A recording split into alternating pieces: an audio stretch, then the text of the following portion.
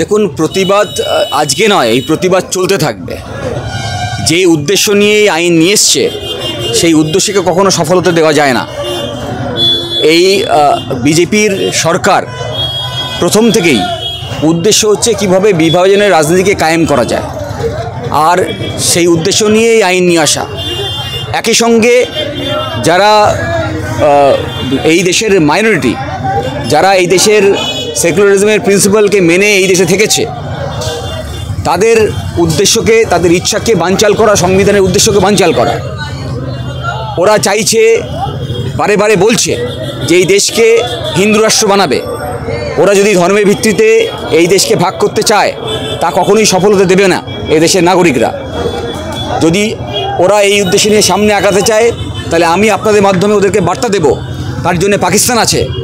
মোদি বা যারাই এই ধর্মের ভিত্তিতে দেশকে ভাগ করার ইচ্ছায় আছে, তারা এই চেষ্টার ছেড়ে দিন আর পাকিস্তানে চলে যান। আর নালে এদেশের নাগরিক আপনাদেরকে পাকিস্তানে পাঠিয়ে দেবে। সে দেশে গিয়ে আপনারা ধর্মের ভিত্তিতে যেখানে ভাগ করবেন। ভারতবর্ষে সম্ভব না।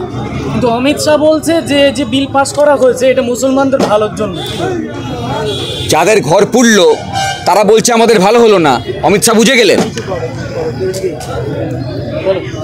সাধারণ মানুষের কি বার্তা দেবেন এখান থেকে? সাধারণ মানুষের বার্তা দেব যে আপনারা শান্তি শৃঙ্খলা বজায় রাখবেন, প্রতিবাদ করতে হবে। এই লড়াই দীর্ঘ লড়াই। ওরা চাইবে আমাদের মধ্যে বিভাজন তৈরি করার, আপনারা তা হবেন না। আমাদের যারা হিন্দু ভাইরা আছেন বা অন্যান্য ধর্মের ভাইরা আছেন তারাও সমর্থন করে না এই ধরনের আইনকে। ফলে আপনারা কোনো প্ররোচনায় পা দেবেন না। সংঘবদ্ধ হয়ে লড়াই করতে হবে এবং এই আইন যতক্ষণ না প্রত্যাহার হচ্ছে ততক্ষণ পর্যন্ত এই লড়াই জারি থাকবে। ওয়াকফ বিলের ভোটাভুটিতে সংসদে 3 জন এমপি অনুপস্থিত ছিলেন, কি বলবেন? আপনারা বুঝে নিন, যারা অনুপস্থিত ছিলেন তারা আসলে পরোক্ষভাবে বিলকে সমর্থন জানিয়েছেন।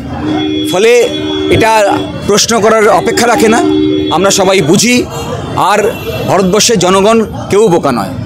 তামিলনাড়ুতে 2% মুসলিম, সেখানে তামিলনাড়ুর মুখ্যমন্ত্রী সুপ্রিম কোর্টে একটি কেস করেছেন ওয়াকফ বিলের বিরুদ্ধে। অথচ পশ্চিমবাংলায় 30% মুসলিম, এখনও পর্যন্ত বাংলার মুখ্যমন্ত্রী একটা কেস করলেন। ভারতবর্ষের গণতন্ত্র সংখ্যাগরিষ্ঠের উপর নির্ভর করে না। ভারতবর্ষের একটা সংবিধান আছে, সেই সংবিধানে ভারতবর্ষ কিভাবে চলবে তা লেখা আছে।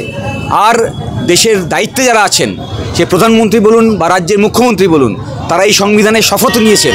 তারা বলেছেন যে তারা যখন এই দেশ বা রাষ্ট্রকে পরিচালনা করবেন, তারা এই সংবিধান নিরিখে, দেশের আইনের নিরিখে পরিচালনা করবেন। ফলে যে আইনই করুক, যেভাবেই রাষ্ট্র পরিচালনা করুন, তা যদি সংবিধান বিরোধী হয়, দেশের মানুষের অধিকার আছে তার বিরোধিতা করার, আমরা সেটাই করছি।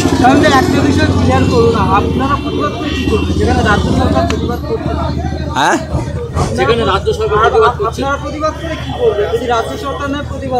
এই অধিকার তো ভারতবর্ষের সংবিধান কোনো সরকারকে দিয়ে যায়নি। ভারতবর্ষের সংবিধানের আর্টিকেল 19, 5 বছর পর পর নির্বাচন হয়।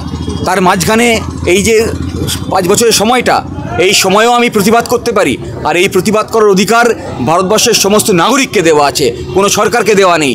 সরকার নীতি প্রণয়ন করে, আর সেই নীতি যদি মানুষের নীতি ওয়েলফেয়ারের এগেনস্টে হয় তাহলে সাধারণ মানুষ তার বিরুদ্ধে প্রতিবাদ করবে। তার জন্যে সংবিধান প্রণয়ন, যখন সংবিধান তৈরি হয়েছিল তখন তা বুঝেছিলেন যে এই দেশের কিছু রাষ্ট্র ব্যবস্থার দায়িত্বে কিছু লোক আসতে পারে যারা সংবিধানকে অমান্য করতে পারে, যারা দেশের মানুষের ইচ্ছার বিরুদ্ধে কাজ করতে পারে, দেশের নাগরিকের যেটা ওয়েলফেয়ার হয় তার বিরুদ্ধে কাজ করতে পারে। তার জন্যই এই অধিকার দিয়ে গেছে। আর সেই অধিকার এক্সারসাইজ করে এত লোক এক জায়গায় জড়ো হয়েছে। আপনারা বুঝতে পেরেছেন যে দীর্ঘ রাস্তা জুড়ে গাড়ি বন্ধ হয়ে গেছে, কাউকে বলা হয়নি গাড়ি বন্ধ করতে। আমরা চাই না গাড়ি বন্ধ করতে, কিন্তু মানুষ যদি চায় তাহলে স্তব্ধ হয়ে যাবে। দেশ চলবে সংবিধান নিরিখে।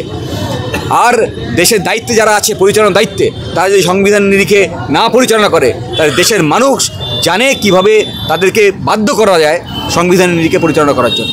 কি মনে করছেন, কৃষি কানুন যেমনভাবে বাতিল হয়েছে, মুসলিমরা আন্দোলন করে কি এই কানুনকেও বাতিল করাবে?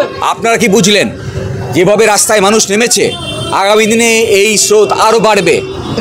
হ্যাঁ, আর এই খরস্রোতা যে মানুষের ভিড় হবে, সেই ভিড়ের সামনে সমস্ত অপরাধ ধুয়ে যাবে, দাঁড়াতে পারবে না। যারা অপরাধী, যারা এই সংবিধানকে নষ্ট করতে চাইছে, সংবিধানের যে মোরেল, যে কনস্টিটিউশনাল মোরেল, সেই মোরেলকে যারা ভাঙতে চাইছে, তা এই দেশের নাগরিক ভাঙতে দেবে না।